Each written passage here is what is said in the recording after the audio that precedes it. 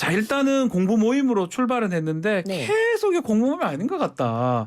이 이른바 친윤 세력화된 거 아니냐 이런 질문들 또 시선들은 따라오는 것 같습니다. 네, 네. 어떻게 보십니까? 그러니까 사실은 공부 모임으로 네. 처음에 지난 6월에 출범하려고 그랬는데요. 그때 권성동 의원님께서 원내대표셨죠? 네. 반대를 하셨어요. 이게 뭐 권력 사유화가 될 수도 있다. 뭐 또 안에 어떤 개파 모임이 될 수 있다고 굉장히 극렬 반대를 하셨어요. 네. 그러다 보니까 이게 그냥 평범한 모임이고 사실 이게 오픈 플랫폼이거든요. 그래서 모든 의원님들한테 참석을 원하시는 분들 다 신청을 받는 그런 모임이었는데 그 어떻게 생각하면 너무 이 원래 목적보다 더 이렇게 친윤이다 이래서 의원님들이 오히려 더 관심이 높아지신 것 같아요. 그래서 제 이렇게 모임을 총무 간사로서는 전 나쁘지 않다 그렇게 생각을 합니다. 공부 모임이고요. 그다음에 아까 말씀드린 대로 모든 의원님들한테 다 이렇게 연락을 오픈 플랫폼이죠. 다 오라고. 다 오라고 했고 그중에 65명이 그 당시에 그러니까 신청을 하셨어요. 회원으로 하겠다고. 근데 65명이 변함없이 이번에 거의 다 오셨고요.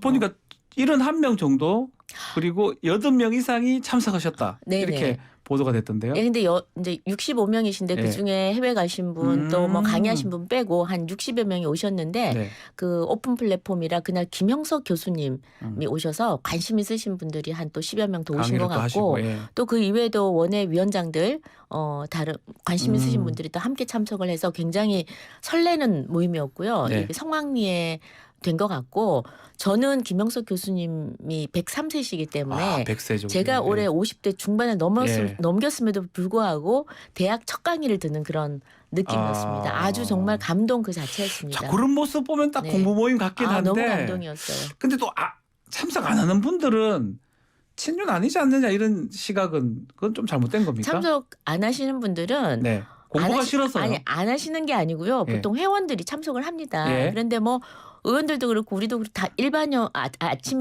아침형 인간과 또 저녁형 인간이 있지 않겠습니까? 그래서 관심이 있으신 분들 중에 아침에 뭐 일찍 일어나신 분들 오신 것 같고요. 네. 또 뭐 개인 사정에 의해서 의원들이 굉장히 아침에 모임도 많고 바쁩니다. 그래서 회원들은 거의 다 오신 것 같아요.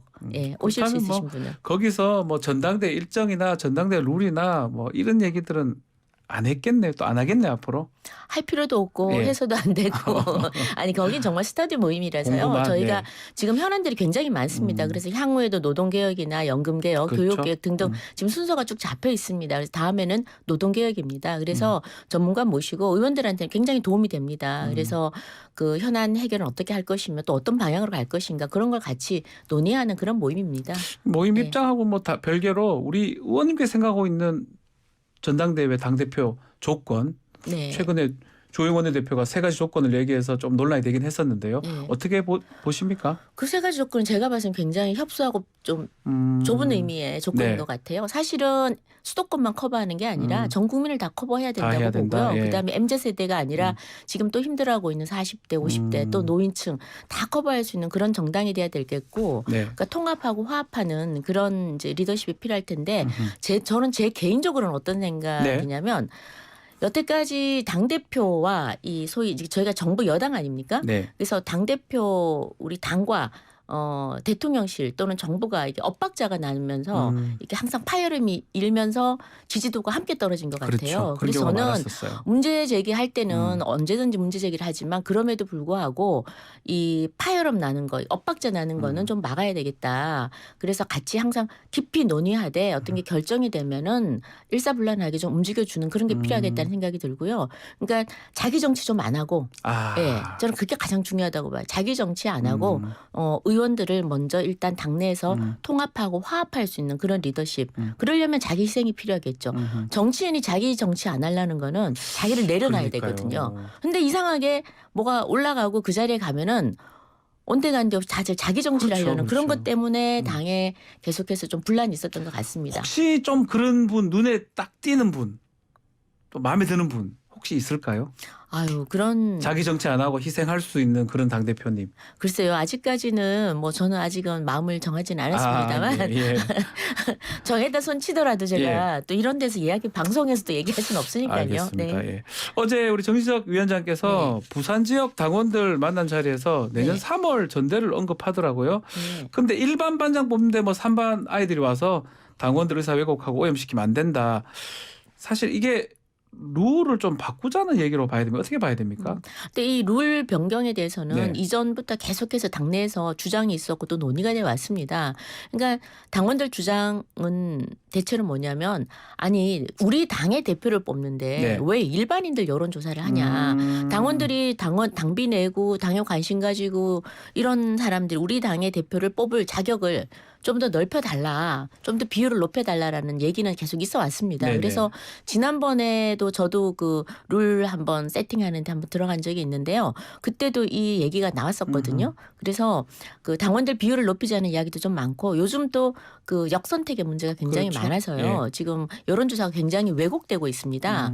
그래서 아마 뭐 일반 반장 뽑는데 왜 3반이 투표하냐 이게 아마 네. 그런 맥락인 것 같은데 맞습니다. 예. 이제 좀 더 그 우리 당의 당원들의 마음이 좀 담길 수 있도록 그런 식으로 좀 전대가 진행됐으면 하는 의견이 많다는 말씀을 좀 드리고요. 네. 어떻게 될지는 앞으로 룰 정하는 심의위원회가 또 정해지겠죠. 거기서 정할 것 같습니다. 자, 근데 지금 보면 뭐 오늘 뭐 보도된 내용이긴 한데 네. 친윤 쪽이나 뭐 친윤 아니라고 뭐 본인들 얘기하지 않지만 네. 그 비윤이라고 하겠습니다. 네. 당원 최대한 모으겠다 이런 얘기를 지금 하는 게 지금 룰 이거하고 또 관계가 좀 있다고 봐야 됩니까? 그러니까 지금 저도 언론 보도를 보고 알았는데요. 뭐 저는 특별히 당원 모집 특별히 뭐 다음 전대를 위해서는 특별히 하는 건 없습니다만 네. 이미 당원 확보가 많이 저희는 좀 경북은 많아서요. 경북은 좀 원래 좀 네, 많으니까요. 원래 좀 많아서요. 그리고 근데 이제 최근에 지난 이준석 사태, 네네. 이준석 대표 사태가 났을 때 젊은 분들 당원 모집을 그때 적극적으로 네. 했었습니다. 그래서 의원들은 이런 전대나 이런 큰 이벤트가 있으면은 당원 모집을 좀 많이 합니다. 네, 당원 모집을 많이 하고요. 예. 그 당원들의 방향이 어디로 갈지 또 당원들이 그 모집하는 당협위원장이나 또는 비윤, 친윤이라고 나뉘어져 갖고 한다고 하지만 거기에 꼭 따르지도 않습니다. 그때 상황에 따라서 어느 것이 당을 위한 올바른 선택인가 여기에 따라서 또 큰 줄기들을 따라서 움직이는 경향이 있기 때문에 네.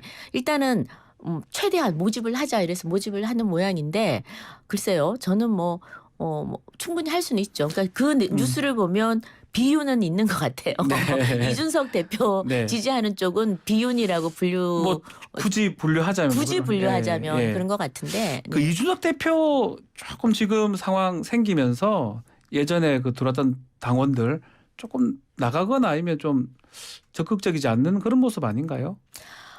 이준석 대표를 지지했던 지지했던 당원들 좀 있을 것 그럼요. 같은데요. 그러니까 예. 왜냐하면 이준석 대표에 했던 기대가 그렇죠. 그때는 새로운 당 그리고 과거에 이제 구태에서 좀 벗어나고 좀 화합하는 그리고 젊은 세대들이 좀 더 우리 당에 관심을 갖도록 하는 그게 목적이었는데 사실 이준석 대표가 들어와서 지난 대선 준비하는 과정부터 굉장히 당이 좀 시끄러웠습니다. 네. 무력화함도 많았었고 그리고 이준석 대표님의 워낙 그 또 튀는 행동들이나 그런 또 끊임없는 페이스북 이런 것 때문에 굉장히 저희 당이 그 혼란기였었는데요. 그때 이제 많은 당원들이 좀 실망을 한 부분도 많죠. 그래서 그 결과는 이번에 이제 전대 때 당원들이 어떤 마음인지 이번에 아마 드러나지 않을까 싶습니다. 의원님께서는 역선택 조항도 필요하고 당원 그 비율도 뭐 예컨대 지금 7대 3이면 9대 1이나 조정이 좀 필요하다 이렇게 보시는 겁니까? 저는 개인적으로 당 대표는 당원들의 힘으로 뽑아야 된다라는 생각을 저는 갖고 10대 0이 있고요. 되더라도 뭐 예. 어떤 방식이든지 예. 그러나 당원들이 당원 비율을 좀 높이자라는 의견이 많다면은 네. 또 거기에 충분히 고려를 해야 된다는 건 제 개인적인 생각이고 비율을 뭐 수치로 몇 대 몇 이건 아니더라도 지금에서 충분히 더 상승시킬 수도 있다. 지금 7대 3보다는 조금 더 예. 당원이 많게 네. 할 수도 있다 이렇게 보시는군요. 자, 어제 또 김기현 또 의원이 가세지게 이렇게 얘기했는데 저는 이게 뭐 사자성어 요새 좀 유행해서 그건 줄 알았는데 보니까 가치, 세대, 지역, 계층 이렇게 한 자씩 따서 필요하다면 요거에 좀 좌클릭이 좀 돼야 된다 이런 얘기를 하더라고요. 네. 많이 좀 이렇게 상황을 좀 달리 보고 계시는 건지 아니면 이게 좀 당내 뭐 좀 주류 분위기인지 어떤 내용입니까? 저는 이제는 네. 우리 지금 현대 사회는 좌우에 이 개념을 뛰어넘어야 된다. 며칠 전에 김영석 교수님 네. 한 강의 중에 저는 가장 공감하고 인상적이었던 게 좌우를 뛰어넘고 보수 진보를 뛰어넘고 이제는 열린 사회로 가야 된다. 전 굉장히 인상적이었습니다. 네. 지금 젊은 세대 앞으로 미래 세대한테는 어떤 이슈별로 어떤 합리적인 생각, 합리적인 선택이 있을 뿐이지 좌쪽, 우쪽 가치 지향으로 가서는 저는 앞으로 이 미래 세대의 생각들을 담아낼 수 없다고 생각합니다. 그래서 저도 이제 열린 사회, 이 네. 좌우 가치를 뛰어넘어야 된다고 생각을 하고요. 사안별로, 이슈별로는 얼마든지 이게 좌에 가까울 수도 있고 우에 가까울 수도 있습니다. 그래서 어디 좌우로 이제 나눈다는 자체가 점점 무의미해지는 시대로 가지 않나 그런 생각이 들고 여기서 뭐 가세지기라는 거는 소위 말하면 뭐 세대나 또 생각들 모두 확장을 하자는 거 아닙니까? 그렇죠. 뭐 그래서 가치나 세대, 지역, 계층 다 같이 다 하자. 확장을 하자는 거고 예. 모두를 품을 수 있는 그런 확장, 당의 어떤 생각이나 이런 지평을 넓혀가자, 스펙트럼을 더 넓혀야 된다. 저는 그렇게 해석을 하고 있고요. 이거는 뭐 모든 후보들이 당연히 그렇게 해야 되지 않나 싶습니다. 당은 좀 그런데 대통령실은 조금 다르다는 평가가 있습니다. 특히 이번에 뭐 화물연대 파업이라든지 업무 개시 명령하면서 약간은 좀 초강경 대응 아니었나 이런 분석인데 그 부분 어떻게 보십니까? 아니 법과 원칙에 따라서 대응을 하는 거 네. 어떻게 생각하면 과거 정부가 못했던 겁니다. 끌려다녔죠. 민노총에 한없이 끌려다니면서 계속해서 파퓰리즘 정책만 네. 펼치지 않았습니까? 그리고 또 특히 정치인들이 표에 약합니다. 정말 올바른 주장이 있다 하더라도 네. 예를 들어서 민노총의 불법 행위 당연히 근절해야 되는데 그럼에도 불구하고 정부에서 그런 엄정 대응하란 말이 없으니까 경찰들이 그 불법 행위 현장 가서도 그냥 손 놓고 있는 거예요. 위에 지시만 기다리고 있습니다. 아니 어떻게 폭력 그 현장에서 네. 경찰이 위에 지시만 기다립니까? 바로 대응을 해야죠. 그러니까 지금 지난 5년 동안 이렇게 어떤 민노총의 한정을 짓자면요. 화물연대 한정을 짓자면 이런 불법 행위도 그냥 묵과했던 이런 것에서 어떤 비정상이죠. 이런 것에서 법과 원칙대로 대응을 하겠다라는 정상적인 사회로 저는 간다고 보고요. 이거를 뭐 우클릭이다. 이건 저는 맞지 않다고 봅니다. 예. 그리고 업무 개시 명령은 이번 같이 국가 국민 경제에 타격을 주면 업무 개시 명령을 하는 절차가 노무현 정부 때 2004년에 만들어진 네, 겁니다. 맞습니다. 이번에 예. 이제 발동을 한 건데요. 뭐 아시겠지만 이번에도 한 4조 원의 지금 손실이 발생을 했습니다. 그래서 더 이상은 이렇게 어떤 집단 행동을 통해서 파업을 통해서 뭐 자기 의견을 관철시키려는 얼마든지 합리적으로 저는 그 임금 인상이라든지 안전에 대한 대책을 세울 수 있다고 보거든요. 네. 그래서 이제는 길거리 투쟁이 능사가 아니다. 그리고 지금 또 MZ세대나 이미 지금 젊은 층들은 이제 여기와 선을 긋기 시작했습니다. 네네. 예. 그 안전운임제 관련해서 국토에 지금 간사를 하고 있잖아요. 네네. 어떻게 되는 겁니까? 3년 연장 지금 논의를 네. 맨 처음에요. 예, 파업 이제 이분들이 이 화물연대 이분들은 노동 근로자가 아니세요. 뭐 사업자 개인 사업자입니다. 그래서 집단 운송 거부라는 단어를 씁니다. 파업 네. 대신에. 근데 이분들이 처음에 정부하고 협상을 할 때 정부가 좋다. 안전에 관한 좋은 결과는 나오지 않았지만 네. 파업을 한다고 하니 일단 파업을 막자는 취지에서 3년을 연장을 그럼 하고 파업은 안 된다. 그래서 파업을 하지 않는 조건으로 3년 연장안을 제시를 했습니다. 네. 그런데 파업을 해버렸어요. 이 안을 걷어차고 파업을 해버렸습니다. 그래서 정부에서 제시한 이 안은 이제 사문화가 됐죠. 이제 못 하는 겁니까? 네네. 예. 그래서 이제 정부에서는 원점에서 다시 새롭게 좀 할 재검토하겠다. 것이다. 예, 완전 재검토할 것이고 예. 안전운임제에 대한 문제점 그리고 화물연대 이 지금 운송업에 대한 전반에 대한 어떤 그 뭐 지입제라든지 이런 등등의 문제점을 다 검토해서 정말 무엇이 불편하고 어떤 문제를 개선해야 될지 지속적으로 지금 논의를 좀 해보자라는 그런 입장입니다. 알겠습니다. 지금 또 이상민 장관 해임 건의안 지금 올라가 있는데 대통령실에서는 뭐 사실상 좀 거부한 것이라고 봐야 될 것 같은데요. 앞으로 민주당은 탄핵으로 갈 수도 있고요. 또 앞으로 국정조사도 그렇고 어떻게 지금 되는 상황으로 보시는 겁니까? 저는 이번에 그 해임 건의안 네. 낸 거는 완전 반칙이라고 봅니다. 그러니까 완전 뒤통수 치고 믿는 도끼에 발등 찍힌 건데요. 사실상은 예산안 끝나고 국정조사를 하기로 했지 않습니까? 그것도 100번 양보해서 저희가 받아들인 거예요. 우리 당 입장은 기본적으로 강제 수사를 할 수 있는 경찰에서 특수본에서 제대로 수사를 하고 안 되면 검찰 보강 그리고 국정조사를 하자였는데 네. 그럼에도 불구하고 민주당이 워낙 예산안을 발목을 잡으니 민주당 원하는 대로 들어준 겁니다.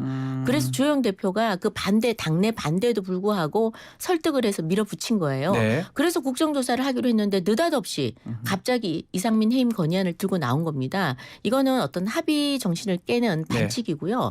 그다음에 이제 해임 건의안은 당연히 국회 표결은 민주당 원하는 대로 다 할 수 있습니다. 네. 그래서 민주당이 가결을 시켰는데 이제 이게 대통령이 이제 거부권을 뭐 사실상의 사실상 거부죠. 행사했다고 봐야 사실상의 되겠어요. 거부권을 행사하면 이제 탄핵으로 갈 텐데 네. 저는 탄핵 가는 거 쉽지 않다고 봐요. 왜냐하면 탄핵 가려면 첫 번째 조건이 헌법이나 법률을 반해야 됩니다. 네. 이 명시적인 게 지금 아직 조사가 안 끝났기 때문에 이런 게 없습니다. 네. 그리고 두 번째는 이게 헌법재판소에 가서 이게 만약에 기각이 될 경우에는 바로 역풍이 역풍이 불 수 불거든요. 있으니까. 그래서 아마 네. 그 두려움 때문에 탄핵으로 가기는 쉽지 않을 거다. 그래서 저는 엄포용이라고 생각하는데 근데 워낙 지금 막 나가는 막가파식 민주당이기 예. 때문에 어떻게 될지는 저희도 정확하게 모르겠습니다만 최대한 예산을 빨리 통과시키는 게 제일 급선무입니다. 알겠습니다. 네. 자, 오늘 말씀은 여기까지 듣겠습니다. 국민의힘 김정재 의원과 함께했습니다. 감사합니다. 네, 감사합니다.